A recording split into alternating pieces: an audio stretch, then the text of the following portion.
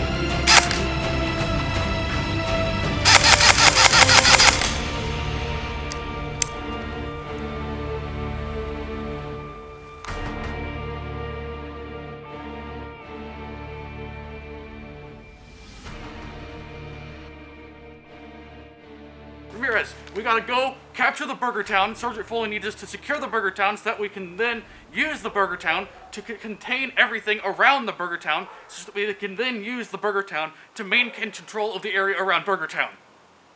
And he said if we do good at Burger Town, then we might be able to get some Burger Town burgers. I'm kind of curious what they taste like. He keeps hyping it up, so we gotta secure the Burger Town.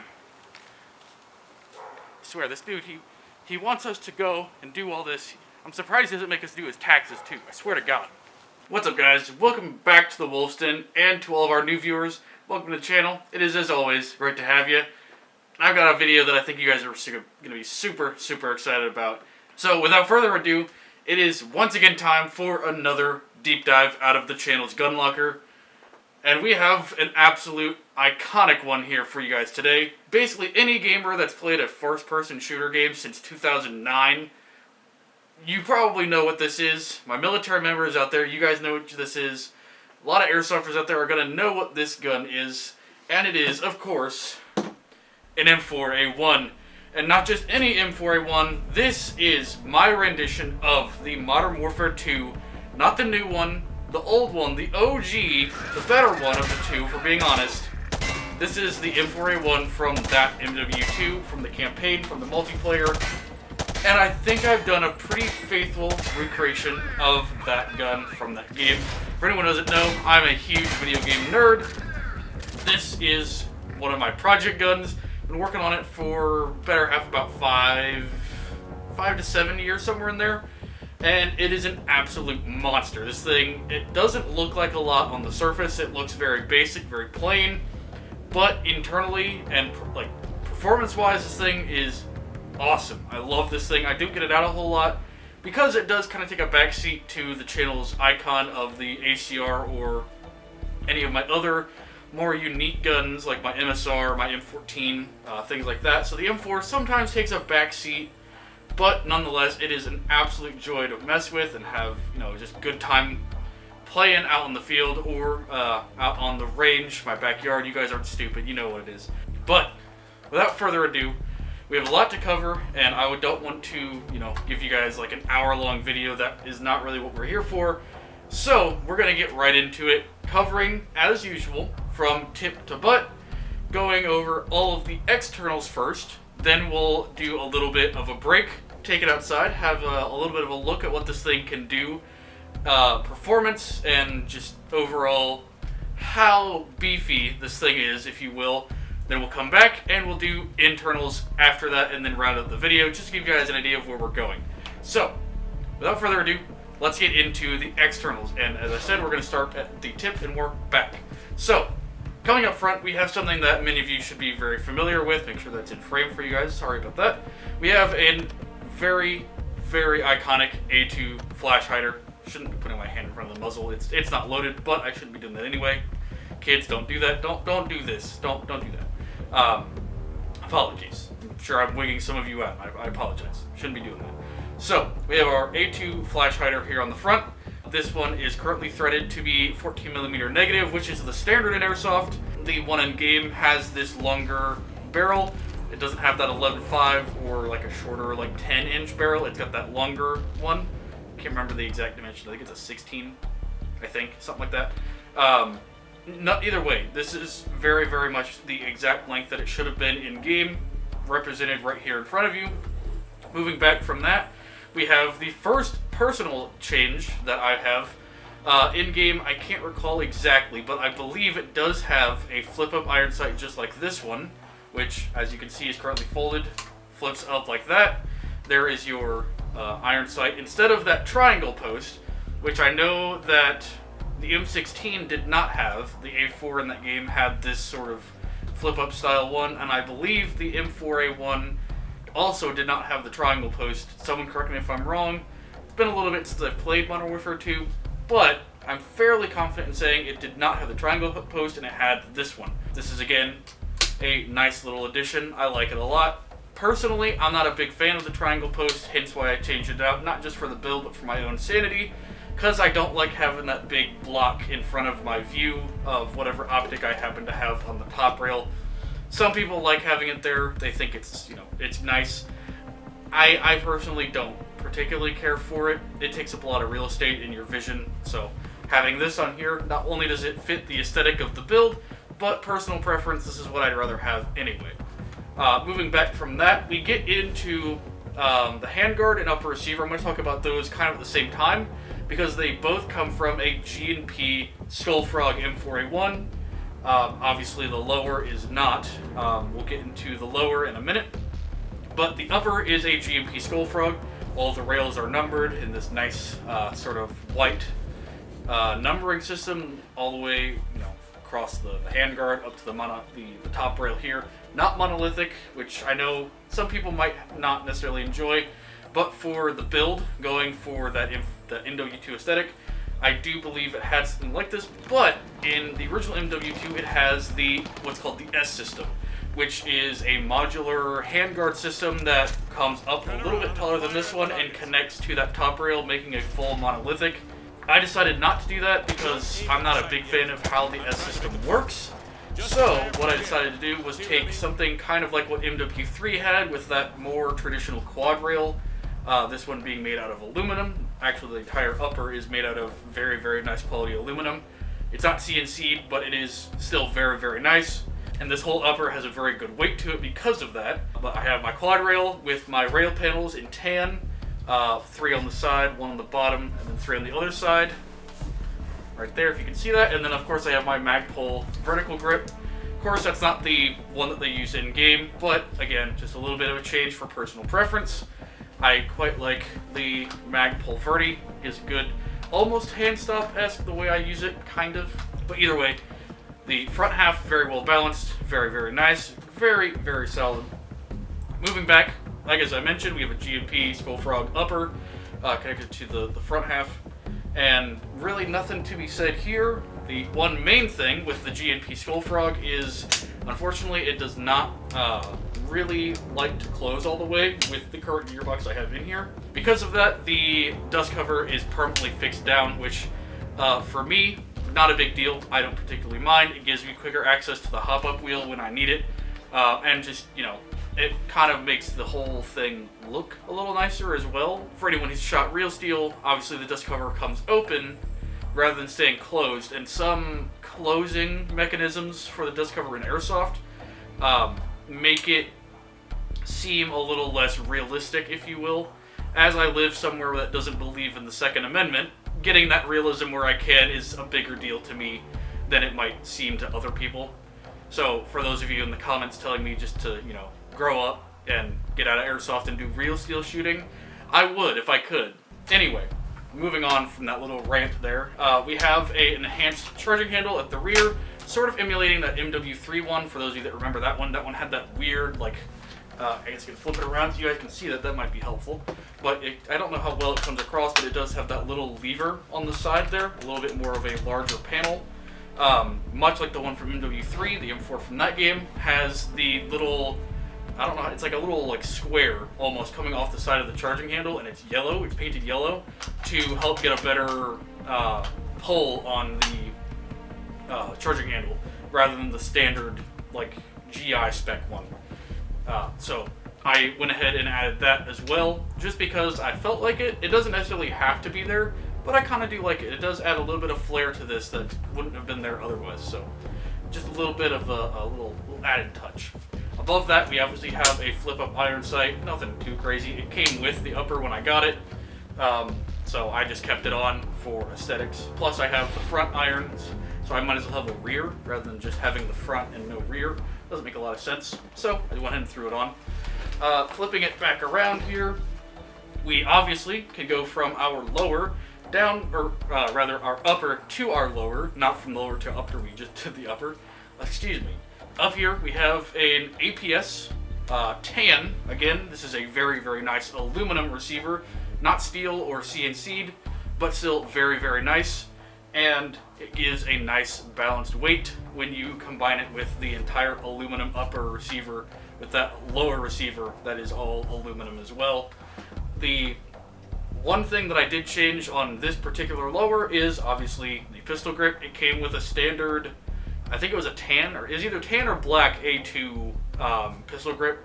I personally don't like those. The nub on the inside, that little rib, hate that thing. I despise it. As someone with a little, larger hands, if you will, I do not like those ribbed pistol grips at all. Personal favorite is this one here. The very, sleek, flat design on Magpul and PTS. A bunch of brands do this, but the Magpuls are my personal favorites in terms of the angle of engagement on them and the feel of them overall. Hence why I have one on this one, even though it wasn't in the game.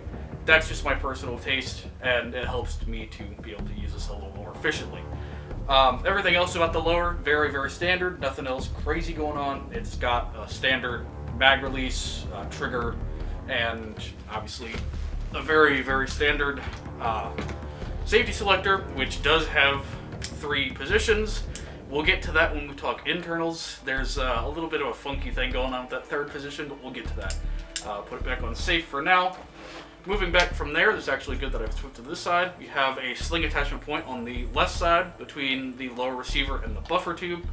The buffer tube itself is this one is actually a CNC'd aluminum buffer tube. Very, very nice. Again, helping to add a little bit of weight to the back to help give it a more balanced feel.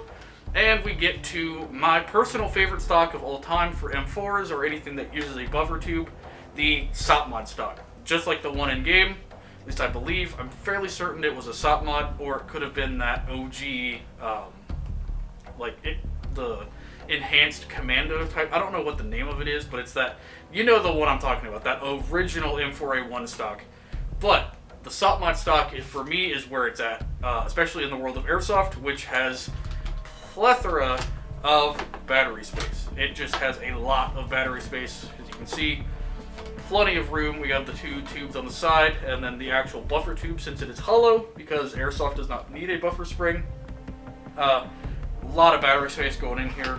That the SOP mod, in my opinion, has a lot of extra area over other Airsoft stocks. Just personal opinion. You can debate that in the comments if you would like. The only one to me that might rival the SOP mod in terms of usability is the HK M27 stock, the IAR stock. Kind of want one of those for my 416. Haven't done it yet. I might be doing that soon. But yeah, in terms of stock, just very, very nice SOP mod stock. with a little bit of an actual rubber pad, which some sub-mounted stocks do not. This one is a G&P, I believe, or a G&G. I can't remember off the top of my head, but it does have that actually like a little bit of give in the pad because it's that nice rubber feel. So that covers pretty much everything externally for right now.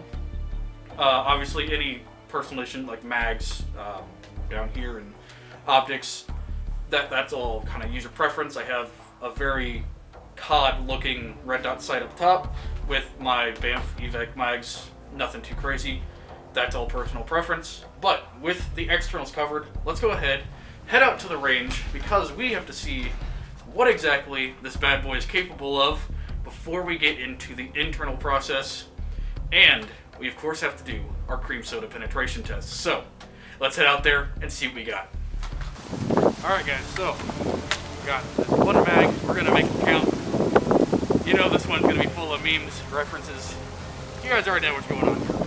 Obviously, we have our MW2/MW3 inspired M4A1. Got that two-tone, that lovely, lovely two-tone that so many people grew up with back in 2009.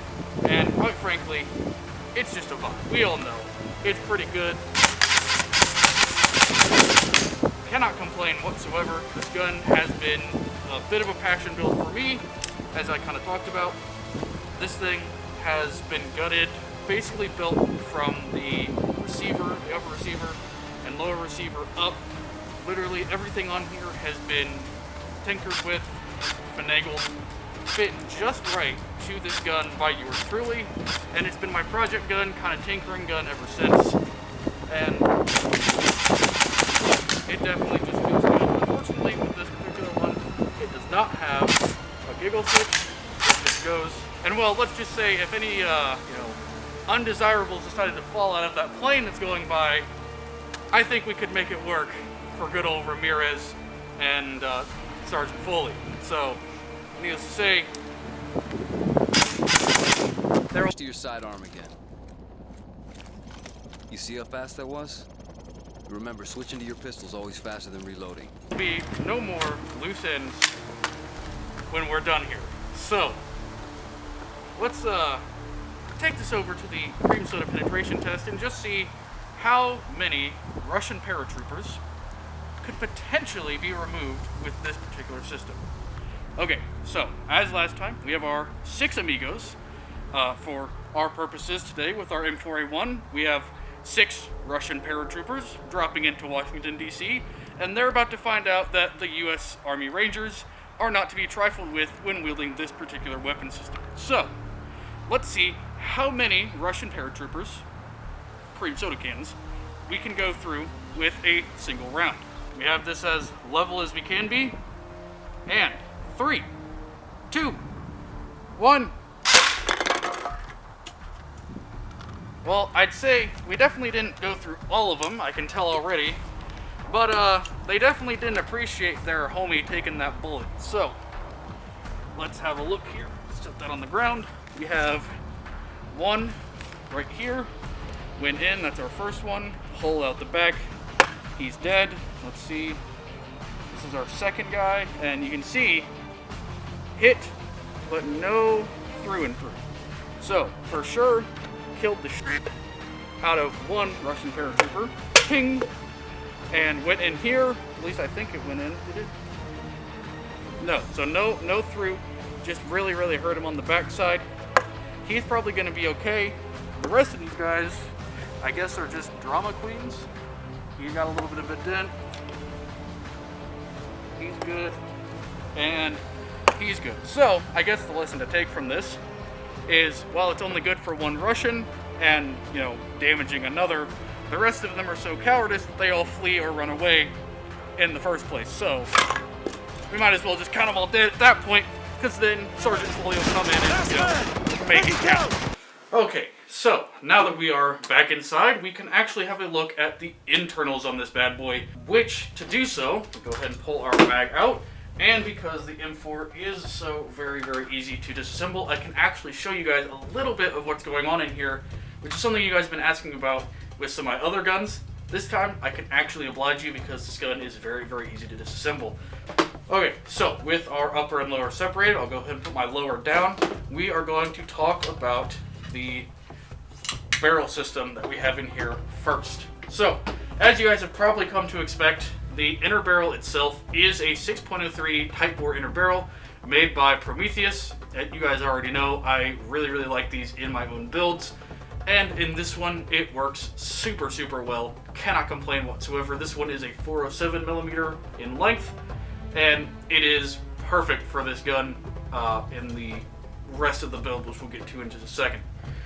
Behind that, of course, we have a Pro-Win CNC'd precision hop-up chamber. Again, absolutely wonderful. Cannot complain whatsoever about this particular little guy. I do prefer my Maxes when I can get them, but keeping in mind that the Pro-Wins are much less expensive, Pro-Wins make for very good, budget-friendly CNC'd hop-up chambers. So if you're just getting started and you're looking for a chamber that will work very well, Pro-Win's not bad. Again, none of the stuff that I'm talking about I'm sponsored by. I've just been teching for a really long time. I have a lot of experience with this stuff, so take what I'm saying as experience and not as me shilling for a company that's paid me. I paid for all this stuff myself. I just want to get that out there right now. Just letting you know.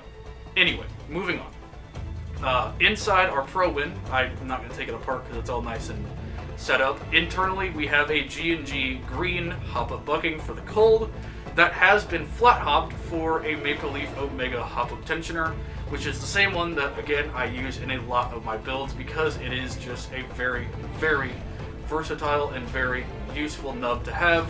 And that G&G green bucking, you can ask any tech out there, very solid. Even if you don't flat hop it, it works very well for outdoor conditions, and this is no exception. Moving on from that, we get to the real meat and potatoes of this build, which is our gearbox, which you can kind of see here. So, moving on, we have the gearbox, which there's a lot going on in here, so please bear with me. I'll have a little list up on screen for you guys. I'm going to go through this kind of fast, but kind of describe what we have going on. So, the main gearbox is a ZCI gearbox frame that came completely kitted out. The ZCIs are very good out of the box, but because, you know, I'm a guy who likes to tinker with things and improve things, I basically completely gutted this thing except for the spring guide. The spring guide in the ZCIs is not bad. It could be improved, but for what it is, very solid, can't complain. Going from tip to butt on the gearbox, we have a Garter nozzle accompanied by a Garter full cylinder. You guys can see there's no cutout anywhere in the cylinder. It is a full steel cylinder from Garter, and the nozzle is also made by Garter. It's a larger bore hole to get a little more oomph behind it when it actually fires. That's more techie nerd shit, so don't worry if you don't understand what I'm talking about. It's all good. Just know that there is a larger hole to get more airflow, more power, more accuracy, more range, things like that. Anyway, moving back from the nozzle and cylinder, we do have underneath, I can't obviously break it open, but the piston is a Kratos piston by Angel Custom, accompanied by a Garter AIM piston head. Very solid combo. I highly recommend, if you know how to put those two things together, to do so. I use that in a lot of builds that I will talk about later on with other guns. Big fan of those, that little pairing there. The spring itself in here is a matrix as well. It is it's a matrix color codes now. I don't remember what the actual number of evaluation is to it, but it is their yellow spring. Whatever number that is, it's the yellow one that Matrix makes that they color code, or EMG, whichever one does it now. Anyway, moving back from the piston head, cylinder, and all that, we, of course, for anyone who knows, down in here, a little further down, we have the SHS 16:1 gear set. Very solid gears. If you're looking for some budget-friendly gears that are going to last you a very long time, very solid, I would recommend SHS. I don't know how available those are outside the US. I use SHS in a lot of my stuff as well. 16:1s, their 13:1s, and their 18:1s I'm a big fan of, and this one happens to have their 16:1s, a little bit higher speed than stock motors, or stock gears, sorry, and just gives a nice snappiness, which, when paired with the EMG upgrade motor that is in this particular build.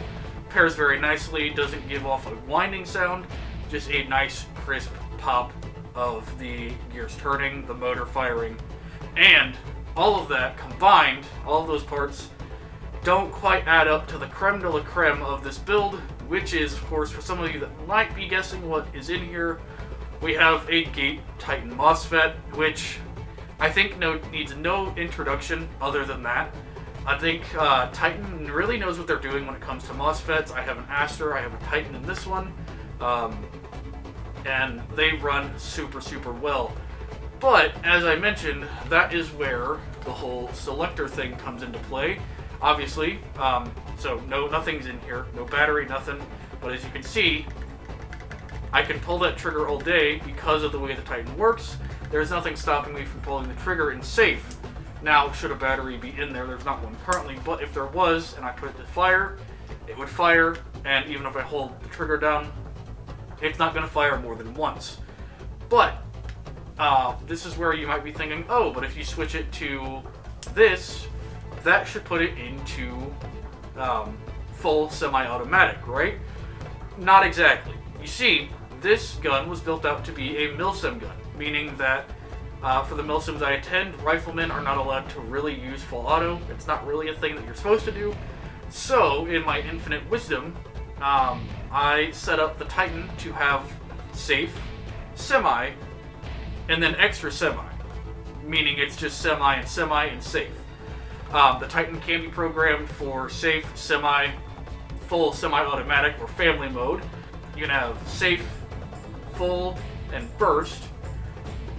Correct me if I'm getting these orders incorrect, but then you can also do safe, semi-burst, safe, semi-binary. Binary is a big no-no for most fields. That's more of just a fun thing. But in the future, I might program it to be safe, semi-burst. Unfortunately, where I play, burst isn't really an option just because of the rules, but that is why when I was out in the outdoor section and I mentioned how this gun does not have a family mode, that is why. It's because of the Gate Titan being programmed for semi and semi for milsim type events. That way I don't accidentally flip it down to full and get myself into trouble.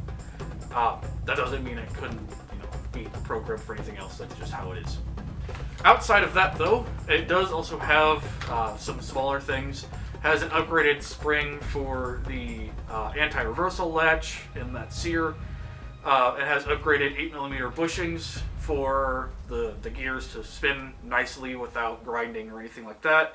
It's been, freshly lubricated, all that sort of fun stuff. Outside of that, though, that is pretty much it for this build. I mean, there's not a lot to talk about. You guys wanted me to do this particular gun first, and I don't blame you. Very, very nice looking rifle. I hope that I have been helpful in describing all the process that went into making it. Again, a lot of this stuff I got in batches, if you will. Kind of just getting them one part at a time and going from there. Starting with the lower, of course, and then working my way up because, companies don't talk to each other when designing uppers and lowers. So making sure that I got a lower that fit the upper, or rather an upper that fit the lower that I had first is vital. And obviously that's how you disassemble an M4 upper and lower for anyone who didn't know. There you go. But that is going to wrap things up today. I do hope you guys enjoyed. Let me know what web platforms you guys want to see in the future. Thank you guys for watching. I appreciate it. I do want to let you guys know that I will not have a video next week over what will be Christmas week. I know that time's going to be busy for you guys, and I don't want you to feel stressed to come and watch a video that I made while you're doing the holidays of whatever it is you're doing with your family, friends, whatever. So just enjoy your holiday week. Best way to support the channel outside of watching videos is, of course, to check out the merch store. Link is down in the description, or if I remember to do it, it'll be up in the pinned comment. If YouTube lets me, sometimes it doesn't do that. But you can also find it in the main homepage of my channel as well. The link is there, or like I said, down in the description, and I'll leave it in the pinned comment as well if you guys would like to get yourself something for the holidays. No pressure whatsoever, but if you would, that's the best way to support the channel outside of watching today's video. Other than that, you guys all have a good one. Thank you for watching. Down in the comments below, obviously, let me know what you guys want to see next here on the channel, whether it be another deep dive, something else. And, of course, let me know what you guys thought of today's gun deep dive with our reputable M4A1 right here, the homebrew by yours truly. Let me know. Do you think I did well? Do you think there are some things that I need to fix on it? Are there things that you would have done differently had you been given this M4 in front of you? What would you change on it? Let me know. Just maybe I'll give those options a whirl if you guys give me some suggestions. Who knows? Maybe that'll be a series. Wolf builds his guns according to the comments. Could be interesting. Anyway, you guys will have going. Thank you for watching. I greatly appreciate it. And as always, this has been Wolf, and hope to see you guys next time I hit the field. Now where are those Russian paratroopers? Somebody has to go.